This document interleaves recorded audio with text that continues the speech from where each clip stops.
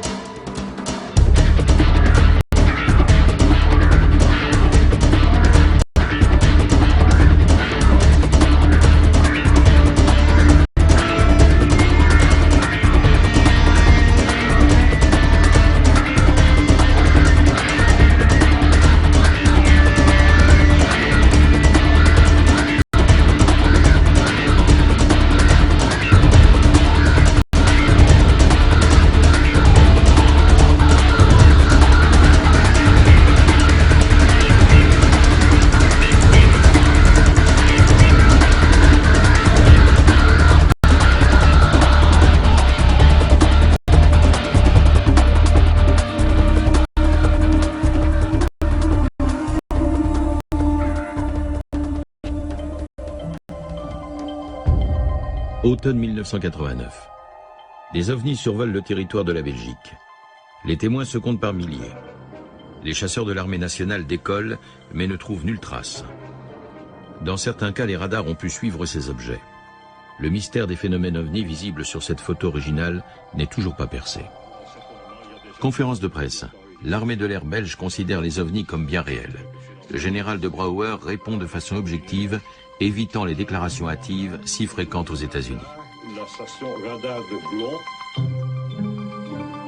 Il montre une vidéo du radar d'un F-16 qui a enregistré la route suivie par un des objets non identifiés. Kan het misschien een geval zijn van collectieve zinsbegoocheling zoals ons wordt gesuggereerd? Dat geloof ik niet. Dat wordt niet geregistreerd op een radarscherm en dat wordt niet geregistreerd op een cassette. Goed, dus het is geen vliegtuig, geen laserstraal en zo verder. Wat is het dan wel? Wij weten het niet.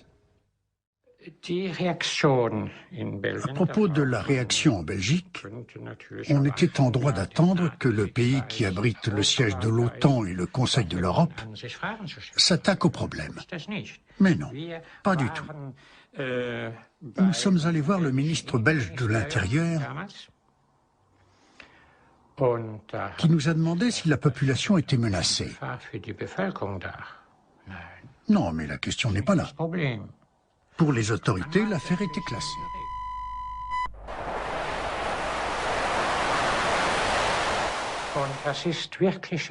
C'est le principe même de la démocratie qui est menacé. Une démocratie implique que beaucoup de gens se forgent leur propre opinion et veillent à ce que le pouvoir s'exerce correctement. C'est le cas de figure idéale. Encore faut-il que la population soit correctement informée. C'est justement ce que certains veulent empêcher. Cette évolution est très sournoise. L'ufologie, l'étude des ovnis, n'est qu'un exemple parmi d'autres pour illustrer cette dérive. La peur. Car témoigner sur les ovnis peut coûter très cher. Emma Barwood, ancienne adjointe au maire de Phoenix, capitale de l'Arizona, en a fait l'amère expérience.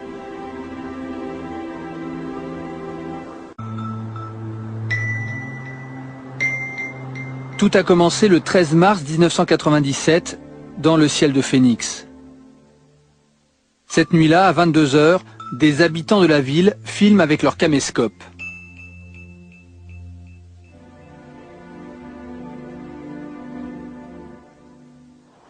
Figure this one out. There's a double. There's a third one. Hey, Sue? All right, you tell me what it is. Oh, what do we got? Hey, Sue! Oh, my God. time is about 10 o'clock, Sue? Yes. 10 o'clock, March 13th, Thursday night. Yeah. Isn't that weird? Look at that. Au même moment, à l'autre bout de la ville, un caméraman amateur saisit la même scène sous un autre angle. Jesus Christ, it's some kind of spear or something. Oh, you got Shit. There's another one too. Where? Oh, look at that. Whoa, look at them all. There's just 4 of them. Look at there's 3 of them all together. Oh! Another one just showed up. Whoa! Maybe somebody's setting up. And there's geometry behind this. Les lumières ont disparu les unes après les autres, après environ 5 minutes.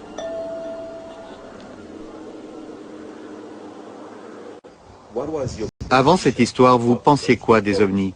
Je n'y pensais pas. Je n'avais lu aucun livre, je n'y avais jamais pensé. Le 13 mars 1997, Emma Barwood n'a pas vu le phénomène. Mais le lendemain, elle est submergée d'appels téléphoniques de témoins. Elle pose donc des questions au conseil municipal et remue ciel et terre pour tenter d'en savoir plus. Mais à la mairie, pour toute réponse, on lui rappelle la position officielle. Nous n'allons pas ouvrir l'enquête parce que la police a reçu moins de 5 appels téléphoniques. Comment vous prenez ça? Ils ont menti? Je veux dire qu'ils ont menti sciemment. Mais pourquoi? Je ne sais pas.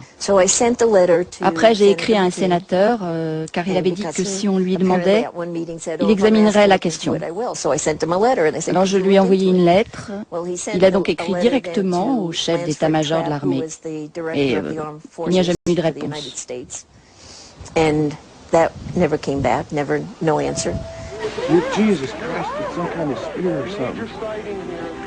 La presse s'empare du phénomène. Du coup, l'armée de l'air donne sa version des faits. Le 13 mars 1997, à 22 h, l'armée aurait procédé à un exercice avec des fusées éclairantes, des flares en américain. Voici à quoi ressemblent des flares tirés de nuit.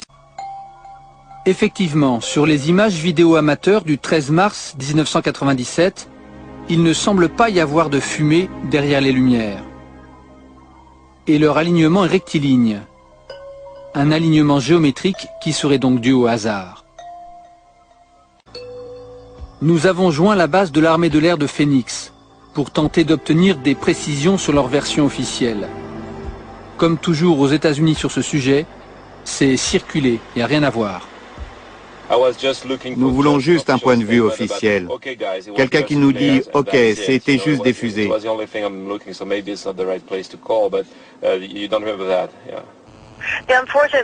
C'est regrettable, mais plus personne de cette époque n'est là.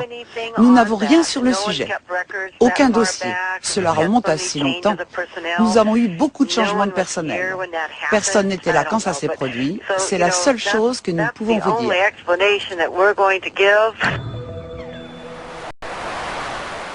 Un témoin a dessiné l'objet volant en forme de V qu'il dit avoir vu. Ils ont dit que c'était un objet énorme, silencieux, et ils étaient tous étonnés, stupéfaits et intimidés.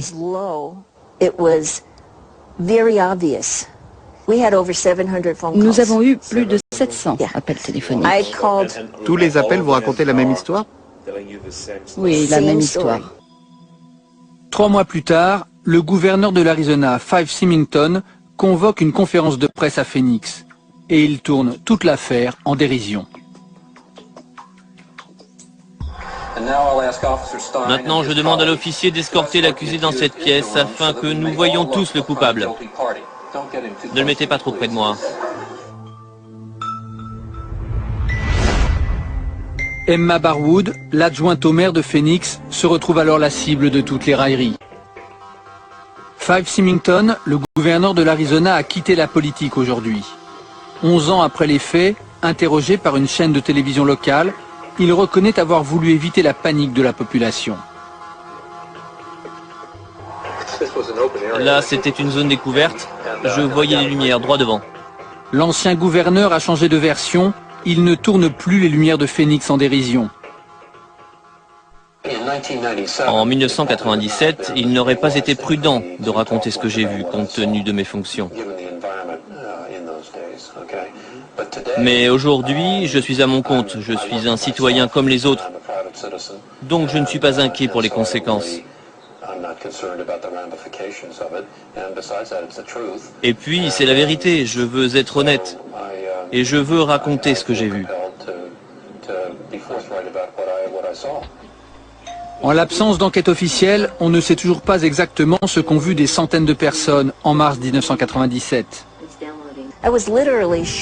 J'ai été choquée. Ce qui me choque le plus, c'est que je ne comprends pas pourquoi ils ne veulent pas connaître la vérité. La vérité est là. Il y a des personnes qui doivent connaître la vérité parmi les 700 personnes à qui j'ai parlé personnellement. 723 ou 727 personnes exactement. Pas une d'entre elles n'a été interrogée par quelqu'un du gouvernement. On ne leur a pas demandé ce qu'elles avaient vu. Il n'y a pas eu d'enquête officielle. Pas d'enquête officielle du tout. Aujourd'hui, Emma Barwood vit à la campagne avec son mari, retiré de la politique. Les lumières de Phoenix ont brisé sa carrière.